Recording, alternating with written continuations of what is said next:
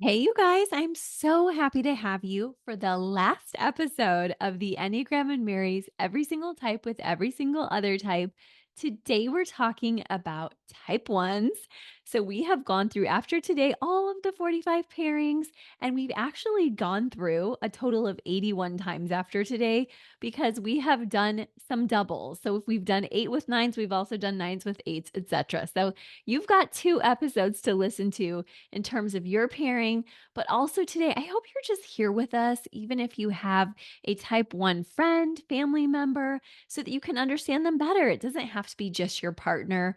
And I'm so grateful you're joining me for this episode. Maybe this is even you. If you're an Enneagram 1, I'm so happy to have you here. We know you are such an improver in the world, and I'm so grateful for you, personally grateful for you since I'm married to a 1. And then also, if you guys just need a deeper dive, don't forget my book, The Enneagram and Marriage. We also have the bonus chapter, and we will talk about that next week. I know that you guys may have thought I forgot about that sexual instinct while I'm in my head here. 9 different Wednesday episodes and all of our Monday podcast guests. But you know what? I haven't. And I'm actually really thankful that we are not forgetting that really important part of marriage because guess what? My couples don't let me forget that. They talk about it every single day, week in, week out with me. So we can't forget that. And we'll come back for that next Wednesday. So I hope that you, though, are here to learn about the ones. Take a nice deep breath, allow some expansiveness in today as we talk about our ones who, as you may know, are often reformers. And when they're in a more intense space, can be a bit of a zealot. At times, that's been a name of a 1 or a perfectionist, but I prefer the word improver to describe our ones because I know that they have an eye for improvement on everything. Because along with 4s and 7s, they make up the idealistic triad. They love to see in the world what it could be when they look at it, and they love to be able to fix things that are broken. And sometimes that means in marriage, they notice what's not going well, what's not logical, what feels like it's an injustice. Because if you remember, they're also in a different triad along with 8s and 9s called the justice triad or the gut instinct or anger triad. And they just have such a sense for what's not right in their world. So if you're in a relationship with a 1, you know that very well. And you know how they're like, okay, something's off, even if it's within the 5 senses, because they're very attuned to their 5 senses as well. Whenever we have a type like 891, sometimes very sensitive HSPs of other types really as well, but they just are so attuned to environment, smells, and everything going on. And you might say, it doesn't matter that I'm chewing loudly, or it doesn't matter that my heels were clicking on that floor. But for your 1, sometimes these extra sensory pieces of them feels like they have a sixth or seventh sense. And they actually feel like you are really bothersome to them because they're not trying to be mean, but they're just saying, I'm really overstimulated. So sometimes we talk to our 1s and say, work on your sensory integration and work a bit on, as a spouse, being more sensitive to them. So there's a both of you leaning in, and there's this sense of not shaming anyone for being the way they are. So the spouse is not shaming the 1 for being too sensitive. The 1 is not shaming the spouse for being insensitive, but we're both learning, gosh, we're wired differently. And instead of coming in with shame, you might say, how do I come in then? Come in with compassion, with curiosity, and a deep breath, because every single day you might need to do that. I know today with my type 1, I was finishing up an email and I could see him wanting to like shut me down on that and just be like, okay, you're done. And he really didn't get a chance to do that because I did it myself. But I thought, well, there's where our values can come into a little bit of a difference because I can be like, I need my freedom to finish things up when I can. And he's like, instinctually, it wasn't eating dinner, but if it was, a 1, it might be like, we're all supposed to pray, or we're all supposed to, hold hands, or we're all supposed to put our phones away. And I do like those values at dinner as well. But I'm just saying this is an experience if you're with a 1, if we're going to be real about it, it's guttural, it's immediacy. And so sometimes you have to start from the very beginning and say, I don't like it when you do that to me. I don't want you to get into, control and power. And that's hard because 1s feel like they never had control and power often growing up, so they seek it as adults. And so, what you guys can do together if you're in a partnership with a one is just keep the conversation flowing, keep learning each other's values. If you're on our Deeper Dive podcast, you can also head over there and learn about that. We're going to be talking about the conflict between our values next week on Wednesday. But this week, we talked about just finding your different values together. And I think it's worthy because when we learn who the other person is in the relationship, we start learning to care about that, right? So you've heard me say many times on this podcast, my husband is a traditionalist in many ways because he didn't get those traditions. And so now I can say, oh, when he's in a hurry to tell us all, shh, let's all have this one tradition, there's a sense of patience that comes with that instead of like an eye roll. It's like, oh, that's something that I got a lot of and he didn't get a lot of. So it's important to him in a way that it might not be as meaningful to me. And then at other times, if you're that spouse of a one, you may need to say, as I said, and that I do sometimes, hey, this is important to me.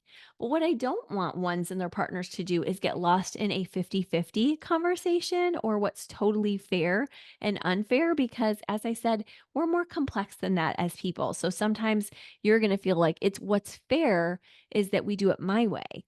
Right. If you're with a one, you know this experience. If you are the one, you really know. But also, the spouse of the one has their way where they feel it's really fair. Now, if you're a one, your spouse might not feel like sharing that. And usually I do because I'm from a debate family, but sometimes I don't because I'm not an eight, nine, or one who really wants that power and control. So sometimes I can be a little more lenient on things that I don't care about as much. But what I want both of you to do is not 50-50 it.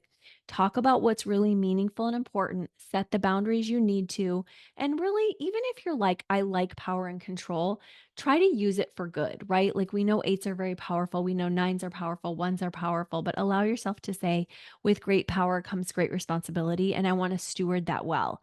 I want to come in with love to my family. I want them to feel like I'm guiding and suggesting versus you can't choose anything else. A friend of mine said that to me once that there was such love behind the rightness that the one partner was suggesting, but it was coming in with this dominance.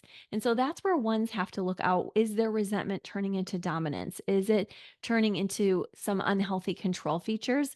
And allow yourself to come into self soothing practices. You may need to go play Sudoku for a while. You may need to take the deep breaths. You may need to go into nature. You may need to walk. You may need to let some steam off, get your heart rate up, as you've heard me say many times on this podcast for ones. And these are your work to do versus you expecting your spouse to do it all. Now, spouses of ones, knowing there's this sensitivity and a desire for rightness, that's why you married them, right? As we said today, is that you loved that they really wanted to do the good and right thing and that they were such justice fighters and so caring. So allow yourself to write that narrative that you say, even though there's pieces of them that are a struggle for me, such as when the narrative spins out a bit and it becomes a bit controlling, I can set my boundaries as needed, and then we can propel ourselves together so that we can continue to move forward. And I can also say whatever I need to say too. But don't say it every time. Don't every single time your spouse does one little thing wrong use this time to have another huge conflict. Sometimes it's just the little things that you can take the deep breath about. And ones are logical, they will get through it, especially if ones you are getting your fitness in. But otherwise, you can enjoy one another in other ways too, where you can get your self care together in other ways. You can have your sexual time together otherwise. You can socially serve together. And these can all be ways to bring you connections versus just this tit for tat, like your way or my way, and then having to negotiate that. So don't let that be your only form of communication. Let that be a little bit more of the rare, like we check in weekly on this, or maybe at night we say one thing that we really loved. And then we say once a week, we say, here's the thing of this week that was hard for me. Or you could do the 5-to-1s where you say four things that are great, or you could sandwich one thing that wasn't as great. But whatever your methodology, know that the whole point of making is bring in more positives than negatives and expect if you get critical that your partner will likely get defensive. That is a hard pattern to break. And every couple deals with it sometimes. And the reason I just passionately said that is because I know a lot of ones hope that there will be no conflict. But conflict is part of life, unfortunately. And I'm saying unfortunately because I'm a positivity type, but it is. So we just have to expect, like your oil changes in your car, you're going to need to have these regular maintenance conversations. However, often try to be as quick with them as you can as you allow yourself to come at these with positivity, with logic, and with a bit of passion. And if you need more assistance on how to do that well, come to one of us or one of our coaches at Enneagram and Marriage. Get your Psychology Today on, something with somebody who can help you. And I say that because a lot of us have trauma backgrounds and had hard scores on the ACEs test, and it's like, oh my gosh, all I know how to do is withdrawal, or all I know how to do is yell. And so you've got to learn new patterns, and I'm sharing them with you here. But it might be just that you need a live person to support you. So don't feel any badness. Allow yourself to say, I'm not bad as a one if I need support and help. In fact, that's really good. But the other practical suggestions and tips we just gave are also important as well. Okay. So there you go. Our improvers are doing just that in the world, and they're never happier than when getting to make these improvements. Sometimes taking that hat off at home is really important. Get out in that garden, pull those weeds, have the fun, get into your seven, get into your heart of four depths artistry. These will all be great ways for you to continue learning, growing along with what we've just shared. But now let's pause so that we can reflect on ones with every other type next. Okay, so ones with every single type. This is a fun conversation because we definitely know that ones and ones, this is one of the very few who haven't been talked about yet. Ones together with other ones have such a great desire to bring justice in the world that often they really need those quarterly trips to be planned and allow them to take a break and just lean into their seven so hard, so unbelievably hard. They get boats, they take trips, like I said, they take these excursions. They can usually be good savers together. So they might even do really big, fun, decadent things when one and ones do get together. I've seen that before because they know they've earned it. Now, make sure if you're this idealist pairing that you're also aware it can get really hot when you're accusing each other all the time and saying, you're not perfect and I'm perfect. So just be aware that that's part of the process too, is knowing that you guys need to share that space of, okay, we're both having an opinion here. We're both really strong people. So I just want to make that comment that don't let that take you down. Just allow yourself to have opinions, but not usurp authority over each other. Now, with twos and ones, it's not that different because there's still two super ego pieces here. A two also has a very high parent part of them, but there is a difference, and the two is a bit more likely to go towards decadence on a daily basis. And there can be some friction there if the one doesn't feel like all the hard work was done first. So that's a point where the two can become more mature. And the one can help them to do that. And also where the two can help the one to lighten up and also say, come back to some adventure in the midst of all of our giving. They can both meet there at that fun space. Now, ones and threes, they both seek attention quite a bit. And people don't often know ones do seek attention. They want to be the good boy or girl, but of course, we know the three wants to perform. So it's important that you know that so you can lavish each other with strong attention on a daily basis. And that's going to have to be one of your to dos. And I don't mean that rudely, like just put each other on a to do list, but you're both so organized that it is okay to let that be on the list. Like, I write so many lists that if I don't write you on this list and schedule you in, I might forget you. That's okay for you to do that because you're good at lists and you both are logical types. So you both get that. But schedule each other in and keep your appointments priority. Okay, now fours with ones, two idealists. You guys often have fun going and looking at beautiful spaces together, museums, orchestras, artist galleries, everything that has to do with beauty is a place you connect on. The ocean, the sky at night, slowing down, pausing. These are all great spaces for ones and four. But when the victimization begins and there's a darkness, sometimes these types can avoid each other, like, oh, I'm just going to let you process. And that's actually good in a way because they both get a chance to lick their wounds, process, but we don't want stonewalling. So one of you has to be the one to say, I'm coming back. I love you. I care about you, and I won't leave you. Now, with fives and ones, just like I said, with threes and ones, and also ones and ones, these are the logical pairings. It's important that you know there's not going to be as much drama because unless it's a sexual one and a sexual five, which adds a little bit of drama, but otherwise, it's going to be much more logical, good helper couple. Keeping their head on their shoulders, couple, and also being dutiful and responsible and stewarding the community well. So this means that they have to go back to what we said. It's not going to be as natural for adding in fun together. The one will be a bit moralistic about that, and the five will be feeling a little bit bad sometimes, not always, but about spending.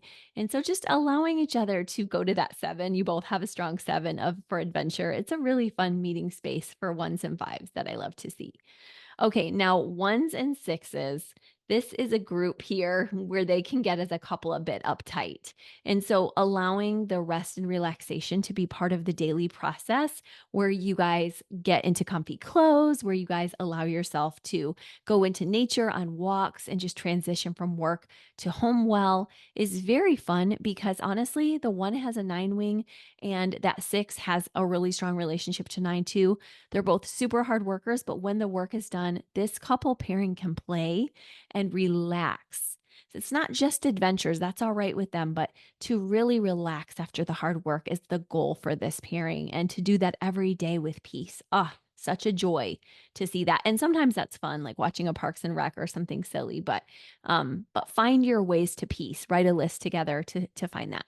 Now, ones and sevens, you know this is my pairing, and I believe that because ones and sevens are something that we would say a very busy couple, it's important that they have daily kinetic rituals together that keep them moving, but also slowly start slowing them down because it will be important to know that when they come together, there's like a collision, like, okay, here we are, boom, we have big energy coming towards each other.